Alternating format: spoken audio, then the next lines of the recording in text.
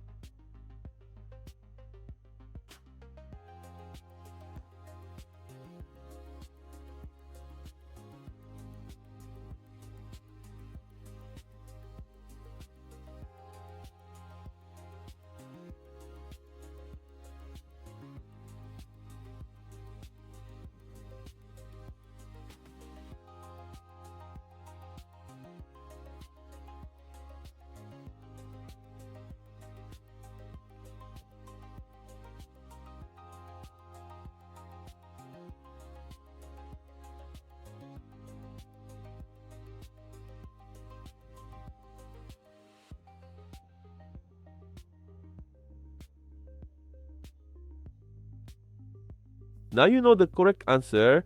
If you got it right, comment below. If you got it wrong, don't worry. This type of expression tricks many people. Leave your like and subscribe to the channel and follow the upcoming challenges. See you in the next video.